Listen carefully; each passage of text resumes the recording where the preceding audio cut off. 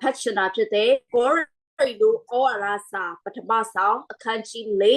အပိုင်းငယ်20ဖြစ်တဲ့ကိုရီဒိုအော်ရာစာပထမဆောင်အခန်းကြီး၄အပိုင်းငယ်20အကြောင်းမူကားဖျားခင်နိုင်ငံတော်သည်စကား၌တည်သည်မဟုတ်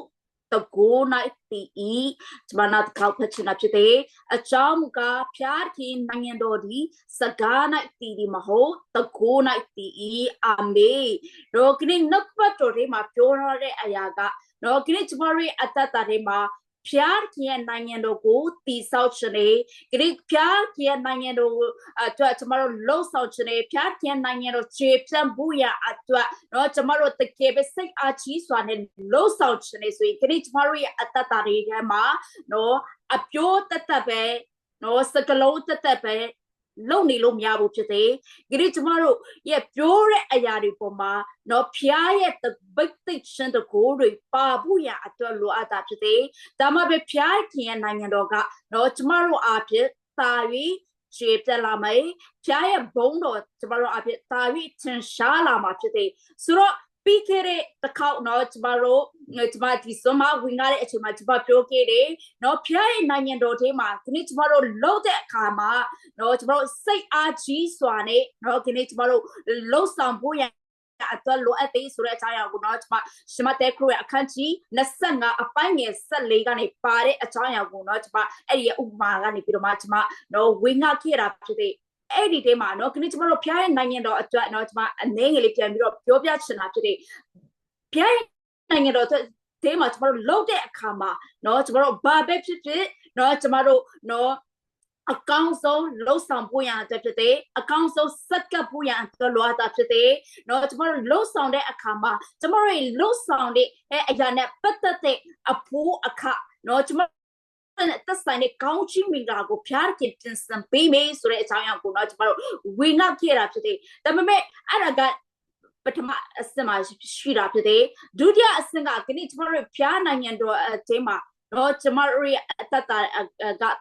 အားကြီးစွာလှုပ်ဆောင်ဖို့ရတော့လိုတာဖြစ်တယ်ပထမအဆင့်မှာတော့ကျမတို့တော့ဘာပဲဖြစ်ဖြစ်ဘယ်နေရာမှာပဲဖြစ်ဖြစ်တော့ဒီနေ့ကျမတို့အကောင်းဆုံးစက်ကပ်ပြီးတော့မှလှုပ်ဆောင်ဖို့ရအတွက်လိုအပ်တယ်လို့ဒုတိယအဆင့်မှာတော့ဖျားခင်ကျမတို့ကိုအပ်ပေးတဲ့တော့စုချီစုမတူညီတဲ့အရာတွေပေါ်မှာဒီနေ့ကျမတို့တာ၍တူးပွားအောင်တော့ကျမတို့လှုပ်ဆောင်ဖို့ရအတွက်လိုအပ်တာဖြစ်တယ်တော့ဒါကြောင့်နှုတ်ဘတော်တွေမှာပြောထားတဲ့အရာကနော်ခင်သူကနော်သူ့ရဲ့ငေသားတွေကိုနော်တယောက်ကိုနော်အခွက်50တယောက်ကိုအခွက်20တယောက်ကိုအခွက်30အပ်ပေးတယ်ဆိုတော့ဒီအရာတွေပေါ်မှာဒါကပြောချင်တဲ့အရာကခဏပြားခင်ခဏကျမတို့ကိုတယောက်နဲ့တယောက်ပေါ်မှာခဏအပ်ပေးတဲ့စုချင်းစုတွေအစွမ်းတတိတွေကျမတို့လှုပ်ဆောင်နိုင်မှုတွေကမတူညီဘူးဖြစ်တယ်ကျမတို့လှုပ်ဆောင်နိုင်တဲ့အရာတွေပေါ်မှာမူတည်ပြီးတော့မှပြားခင်ကကျမတို့ကိုနော်ဘိတ်သိပ်ပေးတယ်ကျမတို့ကိုလှုပ်ဆောင်နိုင်တဲ့ခွန်အားတွေပေးတာဖြစ်တယ်ဆိုတော့ဒီအရာတွေကိုကျမတို့တာ၍တိုးပွားအောင်လို့ကျမတို့ရဲ့အတ္တမှာလှုပ်ဆောင်ဖို့ရန်အတွက်လိုအပ်တာဖြစ်တယ်ဖျားခင်ကျမတို့ရဲ့အတ္တထဲမှာနော်ခေါ်ရတဲ့နေရာမတူညီဘူးဖြစ်တယ်ထားရတဲ့နေရာပြီးတဲ့ကောင်းချီးရတဲ့အခွင့်အရေးတွေကကျမတို့တယောက်နဲ့တယောက်မတူညီဘူးဖြစ်တယ်ဒါပေမဲ့ဖျားခင်ကျမတို့ကိုဘယ်နေရာမှာပဲထားနော်ကျမတို့အတ္တထဲမှာယုံကြည်ခြင်းနဲ့နော်တရှင်တော်ဝိညာဉ်တော်တွေပြေဝနေမယ်ဆိုရင်တော့ဖျားရဲ့ဘုန်းတော်သင်ရှားလာမှာဖြစ်တယ်ဒီနေ့ကျမတို့အားဖြင့်နော်ဖျားရဲ့နိုင်ငံတော်တာပြီးခြေပြတ်လာမှာဖြစ်တယ်ဒါကြောင့်ကျမတို့ကနော်အပြိုးအားဖြင့်ပဲနော်ပြောနေလို့မရဘူးဖြစ်တယ်ဒီနေ့ကျမတို့ဘလောက်ပဲပြောနိုင်နေပါစေဒီနေ့ကျမတို့ဘလောက်ထိပဲနော်နှုတ်ပတ်တော်ဝင်ငါတာကောင်းနေပါစေနော်ကျမတို့အချက်အလက်ချက်နဲ့ဘလောက်ထိပဲပြောနေနိုင်ပါစေဒီနေ့ကျမတို့ပြောတဲ့အရာတွေပေါ်မှာဘိတ်သိက်ခြင်းတကူမပါဘူးဆိုရင်အချီးနီတတ်ဖြစ်တယ်အဲ့ဒီအရာကနော်အလုံးမဖြစ်ဘူးဖြစ်တယ်နော်ကျမတို့ဘလောက်ထိပဲလှုပ်အလုံးပြီးမြောက်တယ်လို့မခံစားရဘူးဖြစ်တယ်နော်ကျမတို့ကျောင်းစာသင်တဲ့အခါမှာကျမတို့သင်ရတယ်ဒီနေ့ကျမတို့ကနော်ဒီရဲ့နော်ကျမတို့လှုပ်ဆောင်တဲ့အလုပ်တစ်ခုကနော်ကျမတို့ဘလောက်ထိပဲပင်ပန်းနဲ့လှုပ်ဆောင်နေပါစေအဖို့ခပေးပြီးတော့မှဒီနေ့ လုံနေပါစေဥပမာကျမတို့ကြောက်တုံးတုံးကိုရွှေ့မေဆိုပါစို့နော်ဖျားချောင်းတွေကနေပြီးတော့မှနော်ကျမတို့ဖျားချောင်းရဲ့အရှိဘက်မှာနော်ကျမတို့တောက်မှာရွှေ့မေဆိုပါစို့ဒါပေမဲ့အဲ့ဒီကြောက်တုံးကအရန်လေးကျမတို့နော်လေးတဲ့အခါမှာကျမတို့ရွှေ့တဲ့အခါမှာဘလို့ရွှေ့မနိုင်ဘူးဖြစ်တယ်မနိုင်တဲ့အခါမှာမရွေ့ဘူးဖြစ်တယ်အဲ့ဒီအတွက်နော်တင်းရဲ့အချိန်တွေတရက်တာလုံးကုန်သွားလေမရွေ့တဲ့အတွက်အလုံးမဖြစ်ဘူးဖြစ်တယ်ကျမတို့ခွန်အားတွေဘလောက်ကုန်သွားပါစေနော်ကျမတို့ရဲ့အချိန်တွေဘလောက်ကုန်သွားပါစေဒီနေ့ကျမတို့နော်အဲ့ဒီကြောက်တုံးကိုမရွေ့ကျမတို့ရောက်ချင်တဲ့ပန်းတိုင်နော်ကျမတို့ရွှေ့ချင်တဲ့နေရာမရောက်တဲ့အတွက်အဲ့ဒီအရာကိုကျမတို့အလုပ်ပြီးနောက်တယ်လို့ကျမတို့ခေါ်လို့မရဘူးဖြစ်တယ်အဲ့ဒီအရာကိုရွှေ့နိုင်ဖို့ရတော့ကျမတို့အတ္တတမှာနော်ကာယခွန်အားလိုအပ်တာဖြစ်တယ်ဒါမှပဲရွှေ့နိုင်မှာပဲကျမတို့ကအဲ့ဒါကိုအလုပ်ပြီးတယ်လို့ခေါ်တာဖြစ်တယ်ဆိုတော့ဒီနေ့ဖျားရဲ့နိုင်ငံတော်တွေမှာကျမတို့ကတီဆောက်တော့သူနော်ကျမတို့အားဖြင့်ဖျားရဲ့ဘုံတော်ထင်ရှားစေချင်တဲ့သူအမှုတော်မြတ်မှာကျမတို့တာပြီးကြီးထွားအားတာရနာတွေနော်တာပြီးတူးပွားလာအောင်လို့ကျမတို့လှုပ်ဆောင်ချင်တဲ့သူဖြစ်တဲ့ဆိုရင်ဒီနေ့ကျမတို့ရဲ့အတ္တတွေမှာနော်စကလုံးတွေနေပဲနော်အပြောနေပဲကျမတို့လုံနေလို့မရဘူးဖြစ်တဲ့လက်တွေ့လှုပ်ဆောင်ဖို့ရတဲ့ဖြစ်တဲ့လုံးတဲ့အခါမှာလေဒီနေ့ကျမတို့ရဲ့အတ္တတွေမှာနော်ယုံကြည်ခြင်းရှိနေဖို့ရအတွက်လိုအပ်တာဖြစ်တဲ့တရှင်တော်ဝိညာဉ်တော်တွေပြေဝဖို့ရအတွက်လိုအပ်တာဖြစ်တဲ့ဒါမှကျမတို့ပြောတဲ့အရာတွေပေါ်မှာနော်ဖျားရဲ့တကိုးတော်တွေမြင်တွေ့ရမှာဖြစ်တဲ့ဖျားရဲ့အလလုတ်ခြင်းတွေကိုမြင်တွေ့ရမှာဖြစ်တဲ့ဟာလေလုယာဒါမှပဲဒီနေ့ကျမတို့ရဲ့အတ္တတွေမှာနော်ဖျားကြီးရဲ့ရှိမှာဘောင်ဝင်တာဖြစ်တဲ့နော်ဒီနေ့ကျမတို့ဘလောက်ထိပဲလှုပ်ဆောင်နေနိုင်ပါစေအဲ့ဒီအရာမှာနမိတ်လက္ခဏာမတွေ့ရဘူးအပြောင်းအလဲတွေမတွေ့ရဘူးဘာမှတိတာထင်ရှားတဲ့နော်အပြောင်းအလဲတွေမမြင်ရဘူးဆိုရင်ဒီနေ့ကျမတို့လှုပ်ဆောင်သမျှတော့အရာခတိန်ကအချီးနီးပဲဖြစ်တယ်ဖျားတီရဲ့ရှိမှာအချီးနီးတတ်ပဲဖြစ်တယ်ဖျားခင်ကနော်ယေရှုခရစ်တော်ကဒီနေ့ကျမတို့ယုံကြည်သူတွေကိုတော့မှနော်ယုံကြည်တော့သူတို့၌ဖြစ်အပ်တော်နမိတ်လက္ခဏာဟူမူကားနော်ကျမတို့နောက်ကပတ်တော်ထဲမှာပြောရတယ်ဖြစ်တဲ့ယေရှုခရစ်တော်ကအနာငြိမ်းချစ်စုကြည်စုဒါကယုံကြည်သူတွေထဲမှာတော့မှဖျားခင်ကနမိတ်လက္ခဏာတွေလုံနိုင်ရတဲ့အခွင့်ကိုပေးထားတာဖြစ်စေအမှုတော်ဆောင်တွေဖျားရဲ့နိုင်ငံတော်ထဲမှာစက္ကတ်တဲ့သူတွေတီးတန့်ကိုပဲဖျားခင်ကဒီအရာတွေကိုလုံနိုင်ရတဲ့အခွင့်ကိုပေးထားတာမဟုတ်ဘူးဖြစ်တဲ့ယုံကြည်သူတွေထဲမှာဓမ္မဖျားခင်ကဒီအမှုအရာတွေကိုလှုပ်ဆောင်နိုင်ရတဲ့အခွင့်တကူအာဏာကိုအပ်ပေးထားတာဖြစ်တယ်။ဒါကြောင့်နော်အမှုတော်ဆောင်မဟုတ်ပေမဲ့လေနော်ဆုတောင်းပေးတဲ့အခါမှာနော်အနာရောဂါငြိမ်းတာတွေကျမတို့အများကြီးမြင်ရတာဖြစ်တယ်။သူရဲ့လက်တင်ရှာအဖြစ်လူတွေကြားမှာခြင်းတွေအများကြီးနော်ခံစားရတယ်လုံမြောက်တယ်ဆိုတဲ့အရာကိုကျမတို့တွေ့ရတယ်တခါတလေကျမတို့ကိုနော်အမှုတော်ဆောင်တွေကိုမဟုတ်ဘူးယုံကြည်သူတွေကိုနော်ကျမတို့ရဲ့ဝိညာဉ်ကောင်းဆောင်တွေဆရာတွေက prophet ပြုပေးတယ်တင်နော်လူတွေမချမ်းမမာတဲ့သူတွေပေါ်မှာတင်ရဲ့လက်တင်ဆုတောင်းချလူတွေမြတ်များစွာအနာရောဂါငြိမ်းချမ်းကိုခံစားရမယ်။ကျမ်းမာခြင်းကိုခံစားရမယ်။စိတ်သက်သာခြင်းကိုခံစားရမယ်။လွတ်မြောက်ခြင်းကိုခံစားရမယ်လို့ပြောတဲ့အခါမှာတခါတလေဒီနေ့ကျမတို့ရဲ့အတ္တတမှာမယုံကြည်နိုင်ဘူးဆိုပေနော်ဘလို့ဖြစ်ပြီးတော့မှငါကဒီအမှုအရာတွေကိုနမိတ်လက္ခဏာတွေကိုလှုပ်ဆောင်နိုင်ပါလဲငါအဖြစ်ဘလို့မျိုးဖြစ်နိုင်ပါလဲနော်ကျမတို့ကတာမန်ယုံကြည်သူပဲဖြစ်တယ်ဖျားရဲ့အမှုတော်မှာစက္ကန့်နေတဲ့သူမဟုတ်ဘူးဖျားခင်ကြီးမားစွာအသုံးပြုနေတဲ့သူမဟုတ်ဘူးဒါပေမဲ့လေနော်အဲ့ဒီရဲ့ proper future တွေကြားတဲ့အခါမှာကျမတို့လက်တွေ့လုံးဆောင်ဖို့ရန်အတွက်လိုအပ်တာဖြစ်တယ်တာ၍ကျမတို့ရဲ့အတ္တတွေမှာအဲ့ဒီအရာနဲ့ပတ်သက်ပြီးတော့မှကျမတို့များများလုံးဆောင်ဖို့ရန်အတွက်လိုအပ်တာဖြစ်တယ်။ဒါယုံကြည်သူတွေအားဖြင့်လေနော်ဖျားခင်ကအံ့ဖွယ်တဲ့အမှုတွေကိုနော်ပြုနိုင်တာဖြစ်တယ်။သူရဲ့ဘုန်းကိုရှိတဲ့နေရာတိုင်းမှာထင်ရှားစေချင်တာဖြစ်တယ်။ဒါကြောင့်ဖျားခင်ကျမတို့ကိုဘယ်နေရာမှာထားလေနော်ဘယ်နေရာမှာကျမတို့ကိုစက္ကပ်ခိုင်းလေဘယ်နေရာမှာခဏကျမတို့ရှိရမှာလေနော်ဘယ်နေရာမှာကဏ္ဍမှာကျမတို့လှုပ်ဆောင်နေရလေဆိုတာက အဓိကမဟုတ်ဘူးဖြစ်တယ်။ဒီနေ့ကျမတို့လှုပ်ဆောင်တဲ့နေရာကဏ္ဍတိုင်းမှာကျမတို့ဘာပဲလို့ဒီနေ့ကျမတို့ရဲ့အတ္တထဲမှာတော့ယုံကြည်ခြင်းနဲ့တရှင်တော်ဝိညာဉ်တော်နဲ့ဖြည့်ဝနေပြီဆိုရင်ဒီနေ့ကျမတို့ဘာပဲလို့ဖျားရဲ့ဘုံတော်ထင်ရှားလာမှာဖြစ်တယ်။ကျမတို့အားဖြင့်လူတွေကောင်းကြီးခံစားရမှာဖြစ်တယ်။ကျမတို့အားဖြင့်လူတွေတော့စိတ်သက်သာရလာမှာဖြစ်တယ်။ကျမတို့အားဖြင့်လူတွေလွတ်မြောက်ရတဲ့အခွင့်ကိုခံစားရမှာဖြစ်တယ်။နော်ဒါကြောင့်ကျမပြောချင်တယ်ဒီအကြောင်းအရာကိုနော်ကျမတို့နော်ဆက်လက်ပြီးတော့မှနော်ဒီအရာနဲ့ပတ်သက်တဲ့နော်ကျမ်းပိုက်ကိုကျမဖတ်ချင်တာဖြစ်တယ်။တမန်တော်ဝတ္ထုအခန်းကြီး6ကိုကျမတို့ဖတ်ချင်တာဖြစ်တယ်။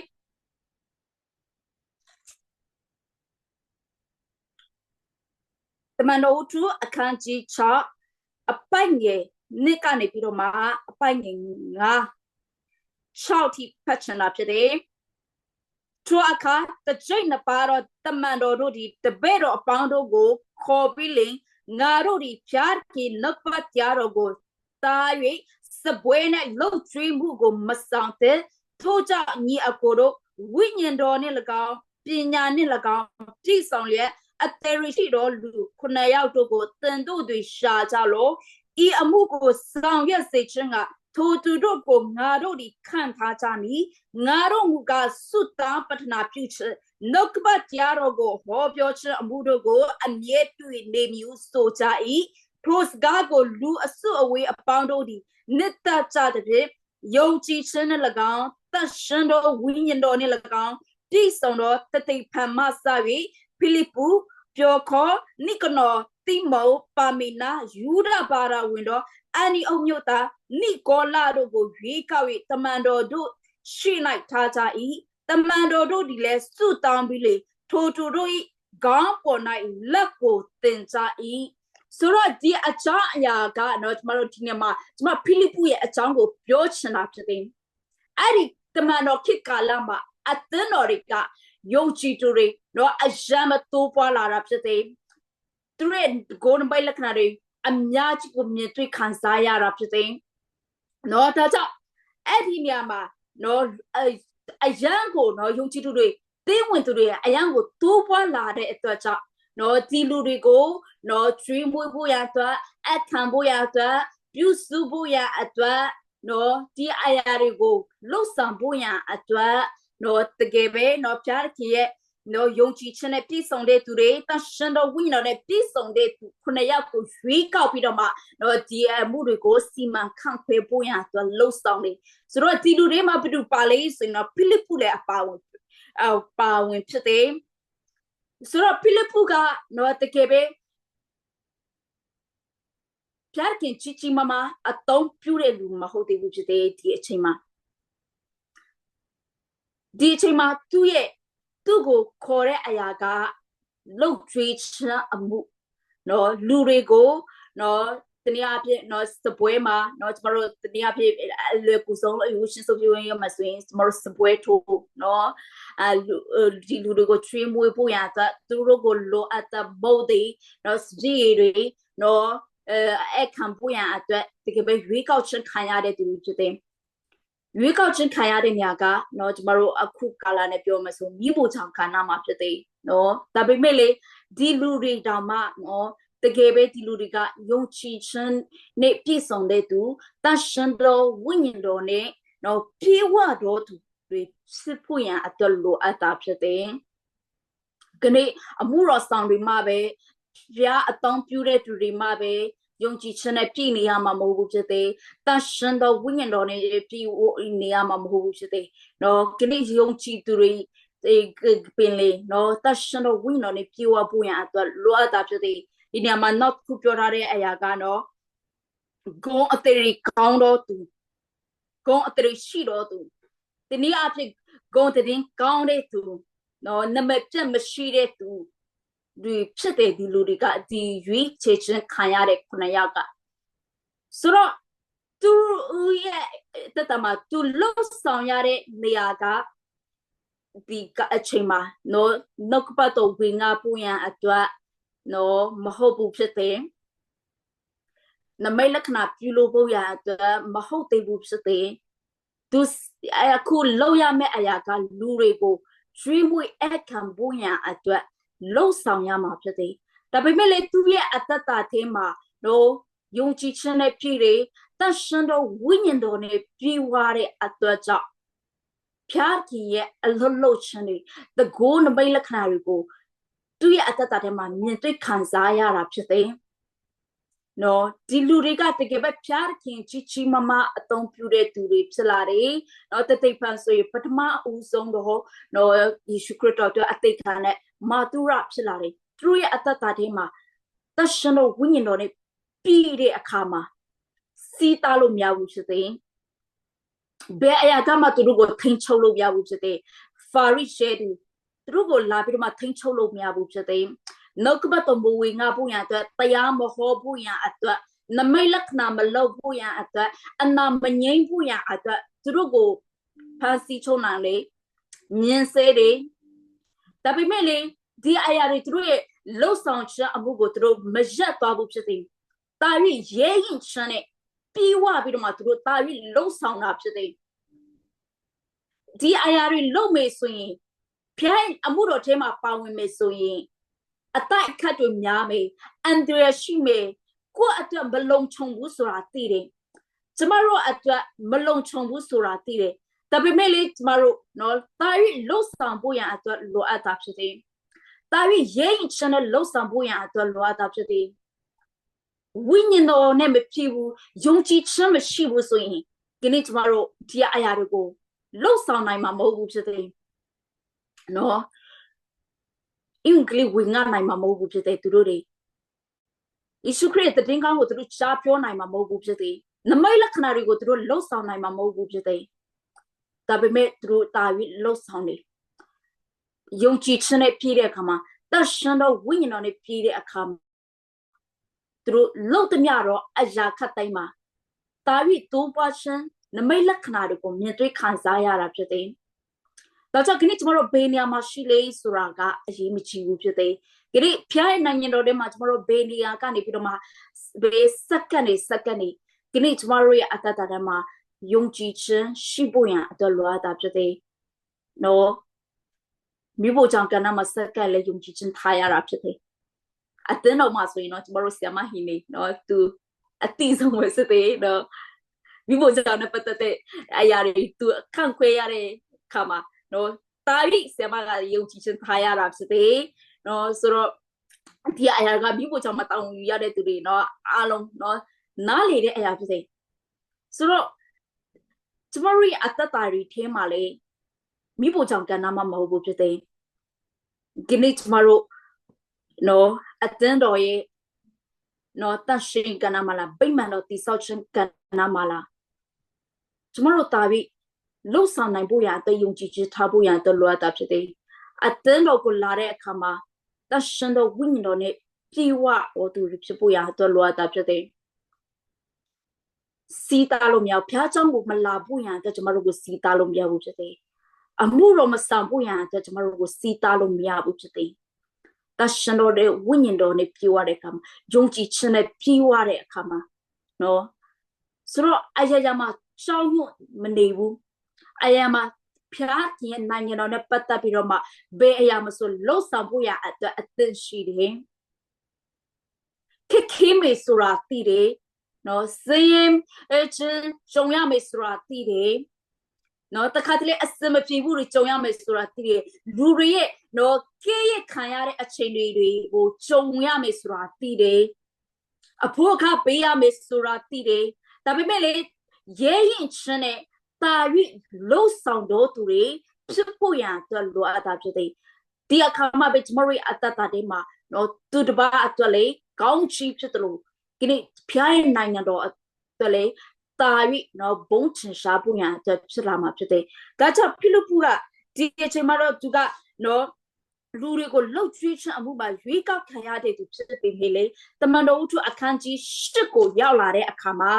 နော်ဒီအခြေအနေမှာတော့เนาะကျမတို့သူ့ရဲ့အခြေအနေကိုကျမတို့ဖတ်ရှင်းတာဖြစ်တယ်တမန်တော်ဝတ္ထုအခန်းကြီး8အပိုင်ငယ်เนาะတက်ကနေပြီးတော့မှကျမ9အထိဖတ်ရှင်းတာဖြစ်တယ် ဒူအခါယေရုရှလင်မြို့၌ရှိတော်အသင်းတော်တွေကျင်းစွာသောညှင်းဆဲခြင်းကိုခံရသည်ဖြင့်တမန်တော်တို့မှတပါသင်းဝင်သူအပေါင်းတို့သည်ယူဒပြည်ရှမာရိပြည်အရရတို့၌အနက်အပြားကွဲပြားကြ၏တရားကိုယိုသိတော်သူတို့သည်တသိပ်ဖန်ကိုတကြို၏ကျင်းစွာသောငိုကြွေးမိတမ်းခြင်းကိုပြုကြ၏နော်ဒီမှာ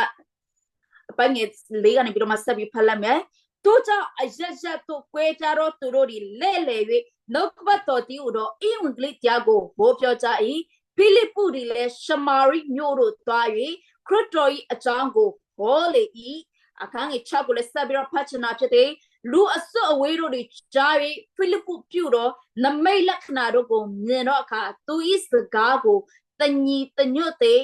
နားထောင်ကြ၏အာမင်နော်ဒီမှာသူရဲ့အတ္တတဲ့မှာဖိလိပ္ပုရဲ့အတ္တတဲ့မှာနော်ယုံကြည်ခြင်းနဲ့တတ်ရှင်သောဝိညာဉ်တော်နဲ့ပြေဝတဲ့အတွက်ကြောင့်တာပြီးရေးချင်းရှိတယ်ယေရုရှလင်မြို့မှာရှိတဲ့အသင်းတော်တွေကပြင်းစွာတဲ့ညှင်းဆဲခြင်းတွေနော်နှိပ်စက်ခြင်းတွေခံရတဲ့အခါမှာယုံကြည်သူတွေက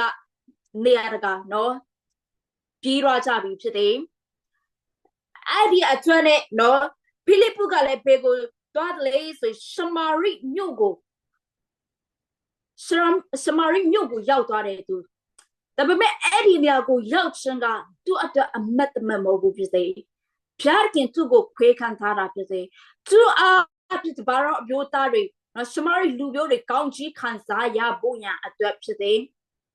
ဒီနေ့ဒီနေရာမှာရှိတဲ့သူတွေနော်ဒီနေ့ကျမတို့အမှုတော်ဆောင်ခြင်းဒီနေ့ကျမဒီနေရာမှာရှိခြင်းကလည်းအမတ်တမဲ့မဟုတ်ဘူးဖြစ်စေဒီနေ့တင်တန်းမှာနော်ဂျူနီယာကက်တင်တန်းမှာရောက်လာတဲ့သူတွေလေဒီနေရာမှာကျမတို့အမတ်တမဲ့ရောက်လာတာမဟုတ်ဘူးဖြစ်စေနော်မိဘတွေပို့လို့ရောက်လာတာမဟုတ်ဘူးဖြစ်စေနော်အခြားသူတွေတွန်းအားပေးလို့ရောက်လာတာမဟုတ်ဘူးဖြစ်စေဖျားခင်ကဒီနေ့ကျမတို့ကိုဒီနေရာမှာရှိစေတာကအမတ်တမဲ့ဒီတင်တန်းမှာရှိစေတာကအမတ်တမဲ့မဟုတ်ဘူးဖြစ်စေဖျားခင်စီမှာအကြံစီရှိတာဖြစ်စေကျမတို့အားဖြင့်လူတွေများစွာကောင်းချီးခံစားရဖို့ရန်အတွက်အကြံစီရှိတာဖြစ်တယ်ဒီနေရာမှာလည်းဖိလိပ္ပုကရှမာရိမြို့ကိုရောက်လာတာကအမတ်တမမဟုတ်ဘူးဖြစ်တယ်ဖျားခင်ရဲ့ရွေးကောက်ခြင်းခံရပြီးတော့မှထိုမြို့မှာရှိတဲ့သူတွေပြောင်းလဲလာဖို့ရန်အတွက်ဖြစ်တယ်များစွာသောနမိတ်လက္ခဏာတွေကိုဖျားခင်အဲ့ဒီနေရာမှာပြုချင်တဲ့အတွက်ကြောင့်ဖြစ်တယ်ဒါကြောင့်ရှမာရိမြို့မှာနော်ဖိလိပ္ပုပြောတဲ့အရာတွေကိုလူတွေကနော်စိတ်ဝင်စားနဲ့နားထောင်ကြတယ်ဘာဖြစ်လို့နားထောင်ကြလဲသူပြောတဲ့အရာတွေကနော်တကူပါတဲ့အတွက်ကြောင့်ဖြစ်တယ်ရိုးရိုးနှုတ်ကပတ်တော်ပဲမဟုတ်ဘူးဖြစ်တယ်ကျမ်းစာကိုပဲနော်ဟောတော်တာမဟုတ်ဘူးဖြစ်တယ်သူပြောတဲ့အရာတွေထဲမှာဘုရားရဲ့ဗိတ်သိက်ရှင်တကူတွေပါတဲ့အတွက်ကြောင့်သူရဲ့နှုတ်ကပတ်တော်တွေကြားတဲ့သူရဲ့အတ္တတရမှာကြောင်းလေးချမ်းတွေနမိတ်လက္ခဏာတွေမြောက်များစွာမြင်တွေ့ရတယ်နော်တပါးမျိုးသားတွေပြောင်းလဲလာတယ်နတ်ဆိုးရဲ့လက်ကနေပြီးတော့မှလွတ်မြောက်လာတယ်ဆိုတဲ့အကြောင်းကိုကျွန်တော်တို့တွေးရတာဖြစ်တယ်အဲ့ဒီအောက်မှာဆက်ပြီးတော့မှဖတ်မယ်ဆိုလဲနော်ရှီမုန်ဆိုတဲ့လူတယောက်နတ်ဝိဇ္ဇာနော်ဒီနေ့အဖြစ်နော်ကျွန်တော်တို့နော်အဗလန်ဒီထလန်ဒီပြုလုပ်တဲ့သူဖြစ်တယ်သူကလည်းအဲ့ရှမာရိမြို့မှာရှိတဲ့သူတွေကိုနော်ကသူ့ကိုလာပြီးတော့မှနော်စီကပူရအတွက်လူတွေကိုသူ့ရဲ့နတ်ဝိဇ္ဇာအသက်တွေနဲ့နော်မိန်မို့သူစီမှာပဲစီကအောင်လို့လှုပ်ထားတာဖြစ်တယ်ဒါပေမဲ့လေဖိလိပ္ပုရဲ့နော်ဖိလိပ္ပုရဲ့သူ့ရဲ့တရားဟောတဲ့အရာသူ့ရဲ့နှုတ်ကပတ်တော်ကိုကြားတဲ့အခါမှာသူ့ကိုဖျားတဲ့ပြုတဲ့အမှုတစ်ကိုမြင်တဲ့အခါမှာနတ်ဝိဇ္ဇာသမားကလည်းပြောင်းလဲလာတာဖြစ်တယ်အဲ့ဒီမြို့မှာရှိတဲ့နတ်ဝိဇ္ဇာသမားပြောင်းလဲလာတာဖြစ်တယ်ဖျားခင်ရဲ့အလွတ်လွတ်ခြင်းကိုသူ့ရဲ့အတ္တထဲမှာမြင်တွေ့ခံစားရတာဖြစ်တယ်ဒါကြောင့်ဒီနေ့ကျမတို့ကနော်အဲ့ဒီအချိန်အဲ့ဒီအခါလေးပြောမယ်ဆိုဖိလိပ္ပုကနော်ပေတရုတို့ယောဟန်တို့လိုနော်ဖျားခင်ကြီးမားစွာအသုံးပြုတဲ့တမန်တော်တွေမဟုတ်သေးပေမဲ့သူကတကယ်ပဲဖျားရဲ့ရွေးကောက်ခြင်းကိုခံရပြီးတော့မှလူတွေမြောက်များစွာကိုကောင်းကြီးဖြစ်စေတဲ့သူဖြစ်လာတယ်သူရဲ့ဟောပြောခြင်းအဖြစ်လူတွေမြောက်များစွာပြောင်းလဲလာတယ်ဆိုတဲ့အကြောင်းအရာကိုကျွန်တော်တို့တွေ့ရတယ်ဒီအရာကကျွန်တော်တို့ရဲ့ဟောပြောခြင်းတသက် သူရဲ့ဟောပြောချက်တက်သူရဲ့လှုပ်ဆောင်နိုင်တဲ့အရာတက်ဘယ်မဟုတ်ဘူးဖြစ်တယ်ဒီအရာတွေပေါ်မှာဖျားခင်ရဲ့တကိုးတော်ပါရှိတဲ့အတွက်ကြောင့်လူတွေရဲ့အတ္တတွေထဲမှာကောင်းချီးတွေခံစားရတာဖြစ်တယ်အပြောင်းလဲတွေကိုမြင်တွေ့ခံစားရတာဖြစ်တယ်ဒီနေ့နော်ကျမတို့ရဲ့အတ္တထဲမှာကျမတို့ကိုနော်လူတွေစုတောင်းခံတဲ့အရာတွေနော်သူတို့ရှင်ဖွင့်တဲ့အရာတွေအများကြီးရှိမှာပါဒါပေမဲ့ဒီနေ့ကျမတို့ပြောရတဲ့အရာဒီနေ့ကျမတို့စုတောင်းပေးလိုက်လို့တော့လူတွေရဲ့အတ္တထဲမှာချမ်းသာခြင်းရတာဒီနေ့ကျမတို့နဲ့စကားပြောလိုက်လို့လူတွေရဲ့အတ္တထဲမှာစိတ်သက်သာရာခံစားရတာကဒီနေ့ကျမတို့ရဲ့အားဖြစ်ဖို့ဖြစ်တယ်ကျမတို့ရဲ့အတ္တထဲမှာဖျားခင်ပေးထားတဲ့ဘိတ်သိက်ခြင်းတကိုးတွေကြောင့်ပဲဖြစ်တယ်ဒီဘိတ်သိက်ခြင်းတကိုးတွေရှိဖို့ရန်အတွက်ကဒီနေ့ကျမတို့ရဲ့အတ္တထဲမှာတရှင်တော်ဝိညာဉ်တော်နဲ့ပြေဝဖို့ရန်အတွက်လိုအပ်တာဖြစ်တယ်ဟာလေလုယာဒါကြောင့်ဒီနေ့ကျမတို့ကနော်ဘလောက်ထိပဲပြင်ဆင်နေပါစေဘလောက်ထိပဲနော်ဥကလေးဟောတဲ့ညမှာကောင်းနေပါစေအပြောင်းလဲမမြင်ရဘူးလူတွေပြောင်းလဲခြင်းမမြင်ရဘူးလူတွေနောင်တရတာကိုမတွေ့ရဘူးစစ်မှန်စွာဘုရားခင်ကိုလက်ခံတာကိုမတွေ့ရဘူးဆိုရင်အဲ့ဒီအရာကဘုရားရဲ့ရှိမှဘောင်မဝင်ဘူးဖြစ်တယ်အလုံးမဖြစ်ဘူးဖြစ်တယ်စစ်မှန်တဲ့တော့ဘုရားရဲ့နိုင်ငံတော်ကသူ့ရဲ့တကိုးတော်နဲ့တည်ဆောက်ထားတာဖြစ်တယ်ဒါကြောင့်တကိုးနဲ့အရှိန်အဟုန်နဲ့ဘုရားရဲ့နိုင်ငံတော်ကတိုးပွားလာတာဖြစ်တယ်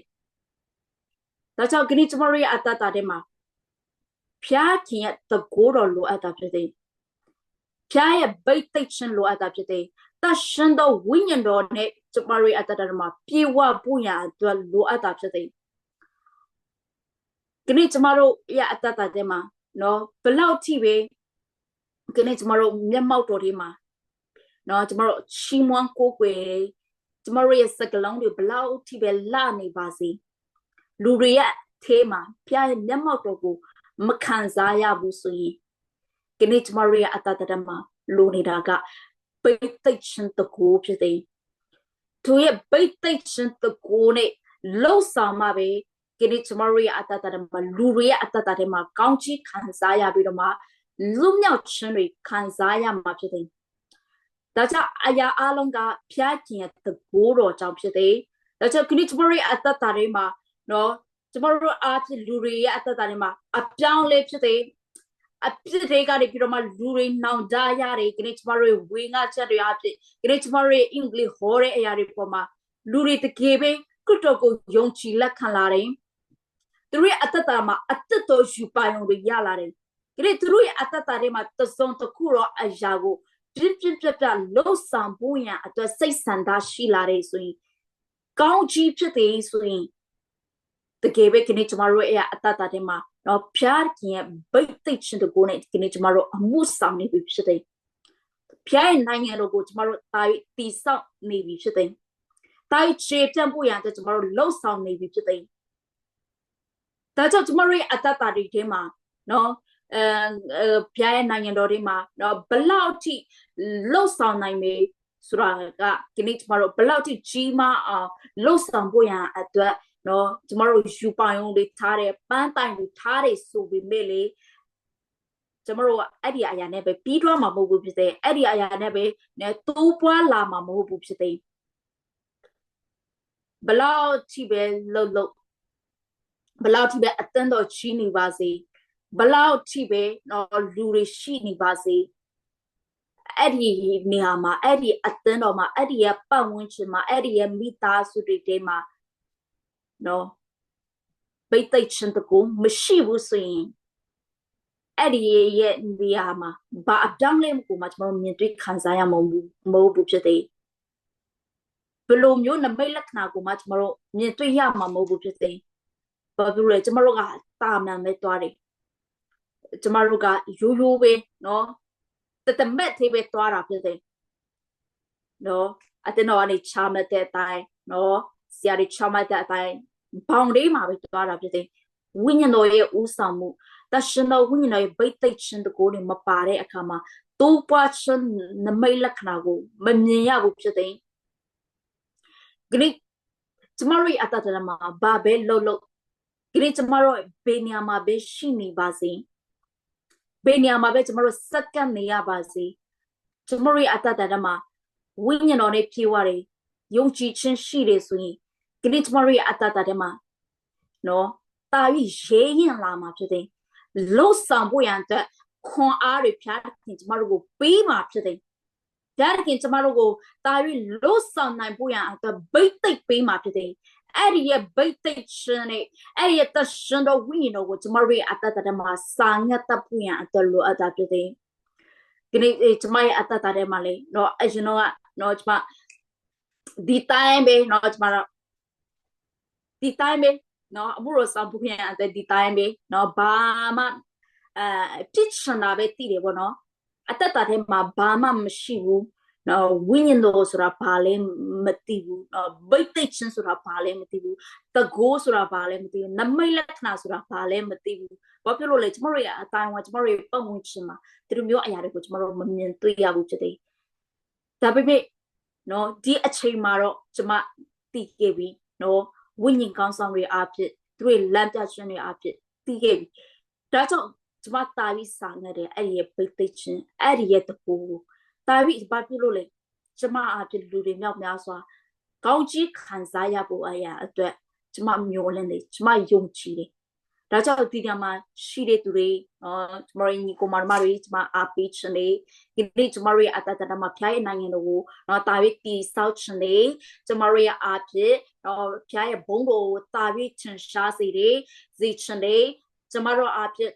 နော်ကျမတို့ရဲ့တာရဏတာပြီးတိုးပွားဖို့ရန်အတွက်စိတ်ဆန္ဒရှိတယ်ဆိုရင်ဒီနေ့ကျမတို့ရဲ့အတ္တတမှာနော်တကူဖျားခင်ပေးထားတဲ့ဗိတ်သိက်ရှင်တကူနဲ့ကျမတို့အမှုရဆောင်ဖို့ရန်အတွက်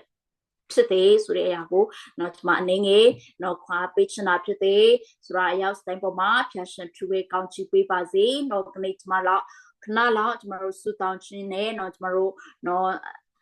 စကပ်ပြီးတော့မှကျမတို့အဆုံးသတ်ဖို့ရန်အတွက်ဖြစ်တယ်ဟာလေ